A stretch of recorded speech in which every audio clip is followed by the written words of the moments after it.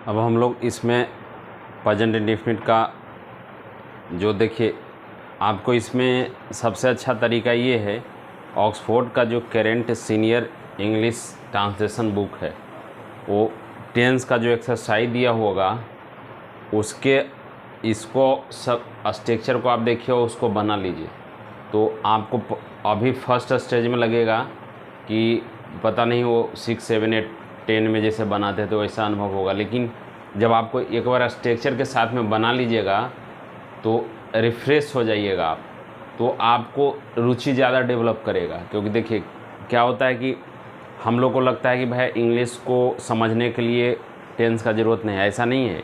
English को समझने के लिए टेंस का भी ज़रूरत है, ऐसा नहीं कि नहीं ज़रूरत है। जिससे कि आप, और सबसे पहले इसमें स्ट्रक्चर की जानकारी होनी चाहिए। जैसे आपको सेंटेंस देखने के बाद में लगेगा कि प्रेजेंट का है, पास्ट का है, फ्यूचर का है, तो एक बार जो है इसके साथ में आप एक्सरसाइज जब बना लीजिएगा थोड़े थोड़े करके, तो आपको क्या होगा कि उससे कॉन्फिडेंस आ जाएगा। तो प्रेजेंट इंडेफिनिट का हम लोग कैसे पहचानेंगे, क्या स्ट्रक्चर है, उसको हम लोग देखेंगे।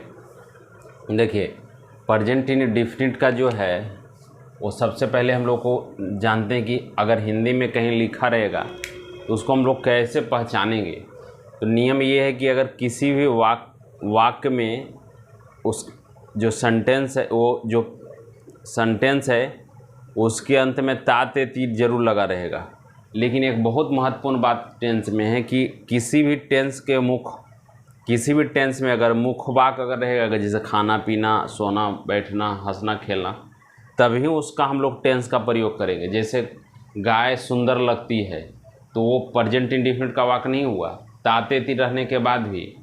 तो इस ऐसे वाक्य में हम लोग को भी ध्यान देना है, इसलिए मैंने यहाँ पे नोट करके लिख दिया कि ताते ती के साथ में मुख्य क्रिया जरूर रहना चाहिए, जैसे खाना पीना, सूतना बैठना, खेलना। तो ये अगर टेंस के साथ में मुख्य क्रिया रहेगा तभी हम लोग प्रयोग करेंगे किसी भी टेंस के स्ट्रक्चर को।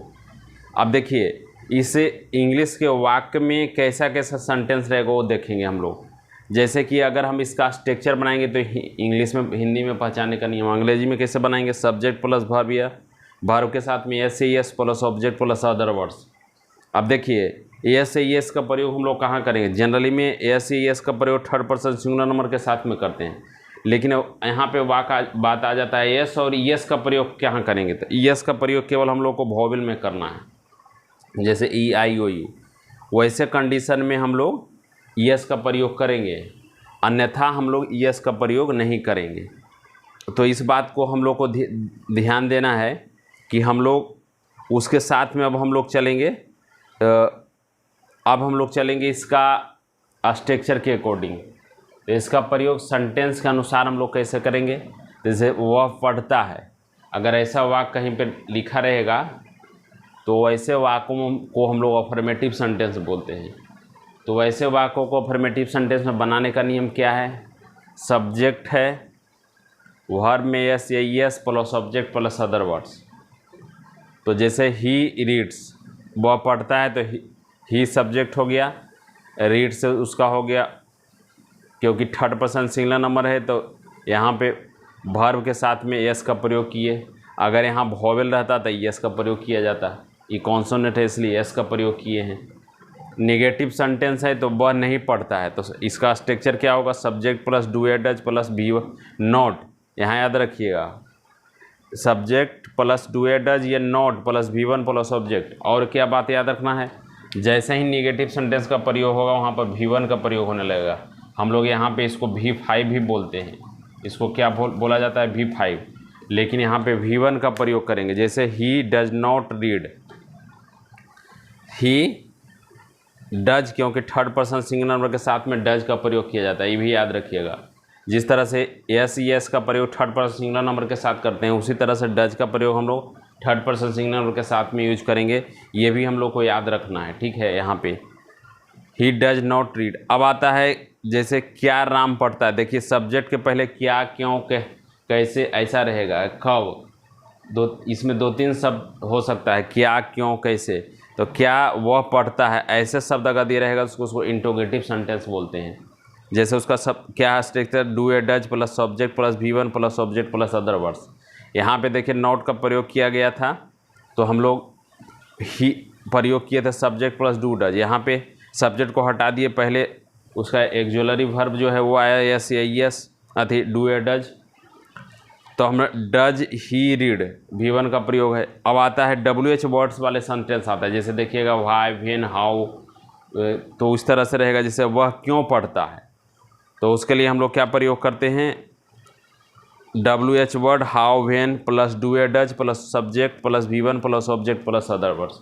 ऐसा हम प्रयोग अगर करेंगे तो हम लोग उसको WH वर्ड बोलें। और इसके साथ में देखिए क्या रहेगा, कभी कभी क्या रहेगा, इंटरोगेटिव प्लस निगेटिव रहेगा। जैसे क्या राम नहीं पढ़ता है, तो उसके do does plus subject plus do not plus V1 plus object. कभी कभी WH वर्ड के साथ में भी नॉट लगा रहेगा, जैसे WH प्लस निगेटिव सेंटेंस, जैसे रहेगा कि राम क्यों नहीं पढ़ता, ऐसा रहेगा। तो WH वर्ड्स प्लस डू या does plus subject plus not plus V1 plus object. तो जनरली में आपको जो प्रेजेंट इंडेफिनिट या पास्ट इंडेफिनिट या फ्यूचर इंडेफिनिट में रहेगा, उसमें सेंटेंस का जो डिस्ट्रीब्यूशन है वो आपको छः पैटर्न पे रहेगा। एक तो पहला रहेगा अफर्मेटिव सेंटेंस, जिसमें सीधा सीधा वर्ड रहेगा, तो उसका स्ट्रक्चर सब्जेक्ट प्लस V1 में V5 यस या yes plus object plus other words. दूसरा निगेटिव में रह सकता है जहाँ नोट लगा रहेगा, उसके लिए subject plus do does plus note plus V1 plus object.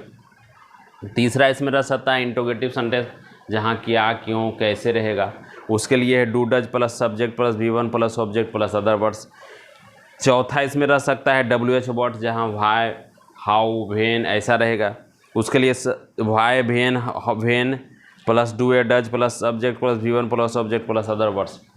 उसके बाद में पाँचवा क्या रह सकता है, इंटरोगेटिव प्लस निगेटिव रहेगा, जैसे रहेगा क्या राम नहीं पढ़ता है, तो do does plus subject plus not plus V1 plus object. WH word plus negative रह सकता है, तो वहाँ why, when plus do does plus subject plus not plus V1 plus object. तो इन जितना भी स्ट्रक्चर है, इन सारे स्ट्रक्चर को समझने के लिए हम लोग तभी हम इसको समझेंगे जब इसका हम एक्सरसाइज बनाएंगे। जब हम इसका एक्सरसाइज बनाएंगे ऑक्सफोर्ड सीनियर का ट्रांसलेशन का बुक में, वही 175 का एक्सरसाइज होगा उम्मीद है। तो नया वाला में देख लीजिएगा एक्सरसाइज 175। तो अगर हम इसके साथ साथ में हम इसका अगर यूज करेंगे तो आप एकदम आसानी से, टेंस आपका सेंस है, याद रखिएगा इंग्लिश में टेंस सेंस है कि अगर टेंस का नॉलेज अगर आपका हो गया तो याद रखिएगा कि आप पास हैं इंग्लिश में। 30% नॉलेज तो आपको इंग्लिश में हो जाना है अगर आप टेंस को सही से एज ए स्ट्रक्चर और देखते ही आप समझ जाइएगा कि ये अफर्मेटिव है, निगेटिव है, इंटरोगेटिव है, WH वर्ड्स है, ऐसा है, तो आप 30% तो इंग्लिश में आप पास हैं। आप 30% बातों को इंग्लिश में लिखा हुआ को समझ जाइएगा, आप बोल सकते हैं।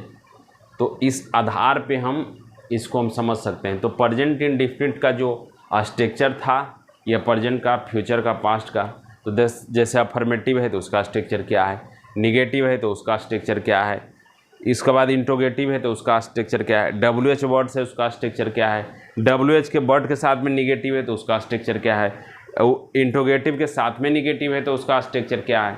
इन सारे को बैठ के याद नहीं करना है। जब आप इसका इंग्लिश ट्रांसलेशन में जब इसका एक्सरसाइज बनाइएगा तो स्वतः आपको सब स्ट्रक्चर आपके दिमाग में सेट हो जाएगा कि अफर्मेटिव का यूज कब करना है, निगेटिव का यूज कब करना है, इंटरोगेटिव का यूज कब करना है, WH वर्ड का यूज कब करना है, इंटरोगेटिव प्लस निगेटिव का यूज कब करना है, WH वर्ड प्लस निगेटिव का यूज कैसे करना है। इन सारे चीज़ों को आप जान जाइएगा जब आपका इसका सेंटेंस बनाइएगा तब।